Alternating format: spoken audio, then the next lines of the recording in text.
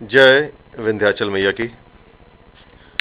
आज एक नई सुबह जो कि हम निकले थे नई दिल्ली से विंध्याचल देवी की यात्रा के लिए, उस यात्रा के पड़ाव में हम यहाँ पर दिल्ली से निकलकर हिंदुस्तान के एक छोटे से गांव जिसका नाम की पहाड़ है, उसके अंदर हमने रात्रि विश्राम किया और उसी घर के अंदर ये देव स्थान बना हुआ है जिसका मैं अभी आपको प्रत्यक्ष रूप से दर्शन करा रहा हूं।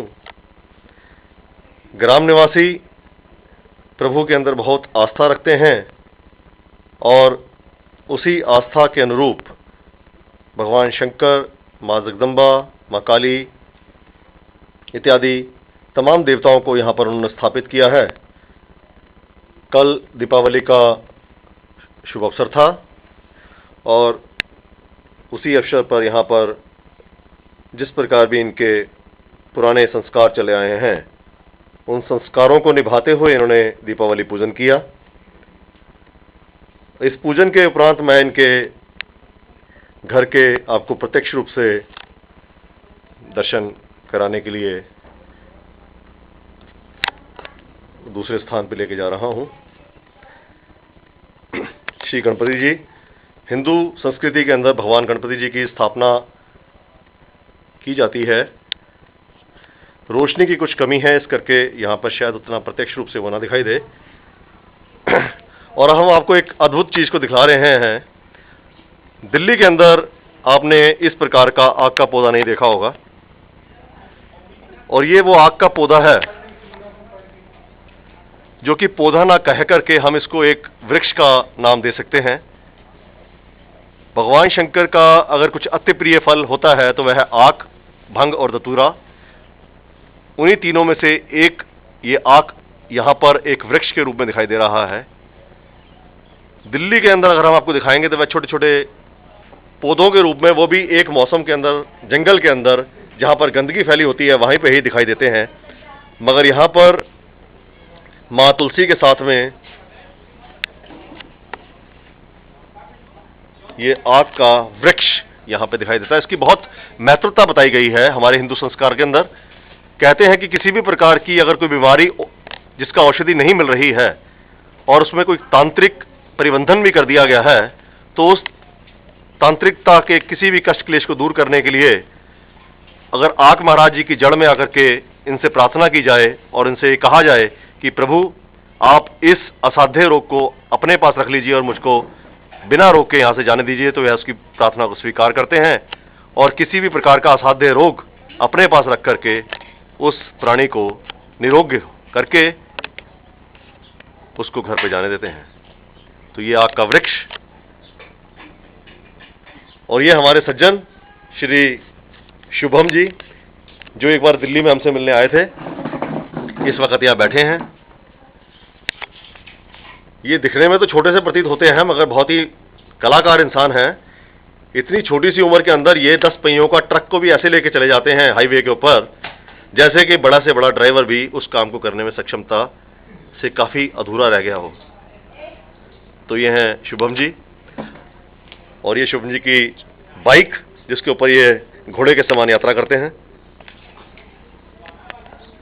और ये श्रद्धा, जैसे कि नाम से प्रतीत होता है श्रद्धा, इसके अंदर हर प्रकार की श्रद्धा है।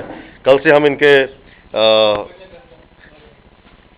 अतिथि बनके इनके पास आए हैं। शक्ल छुपा रही हैं, शक्ल इसलिए छुपा रही हैं कि इनकी अब शादी तय हो चुकी है।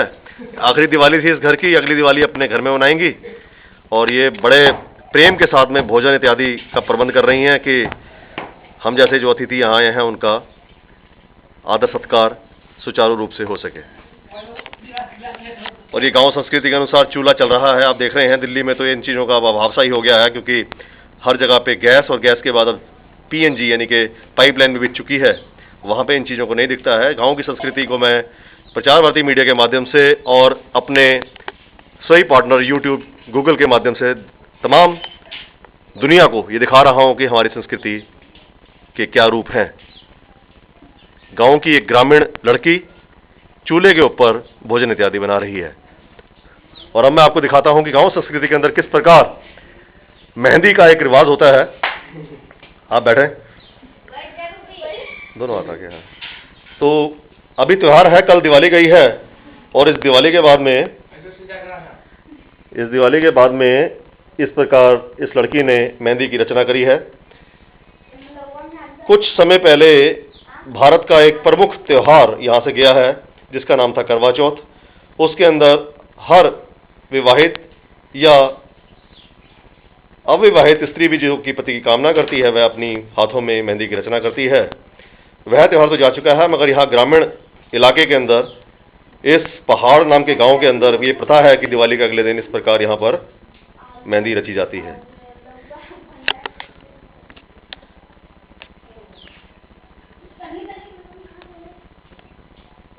ग्रामीण लड़की, आपका नाम क्या है जी? रूबी दुबे। तो इन्होंने अपना नाम बतलाया कि रूबी दुबे है, और ये इसी गांव में रहती हैं? आप इसी गांव में रहती हैं? आपका जन्म भी इसी गांव में हुआ है? जोर से बोले, आपकी आवाज आएगी इसके अंदर। जन्म इसी गांव में हुआ है। और अभी आप क्या करती हैं? अरे इसको ऊपर को देख के बोलिए ना, ये सारा दुनिया इसको देखेगा, वो कहेगा कि हिंदुस्तान के गांव की लड़कियां अभी भी यानी कि पिछड़ी हुई हैं, वो कैमरे को फेस नहीं कर सकती हैं। तो अभी आप पढ़ रही हैं बीए में? बीए में कौन से में? फर्स्ट ईयर में।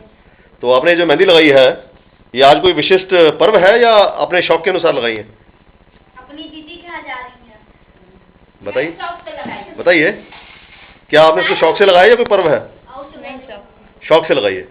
तो वैसे दिवाली का अगला दिन है, त्योहार भी है और इनका शौक भी है, तो इन दोनों चीजों को इन्होंने एक सूत्र में बांधते हुए इस काम को किया है। तो आप अपनी दीदी के पास जा रही हैं?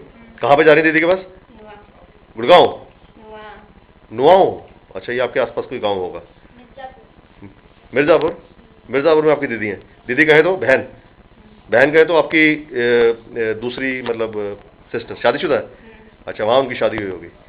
तो इन्होंने ये पूरा का पूरा व्याख्यान में इसको दिया। रूबी जी इसी गांव की एक लड़की, कन्या, जिन्होंने अपनी बहन के पास आज मिलने को जाना है, उसी के प्रारूप में ये मेहंदी का इन्होंने रचना करके अपने आप को, सुंदर तो यही है लेकिन और सुंदर बना लिया है। तो ये मैंने कुछ दर्शन आपको इस छोटे से गांव के दिए।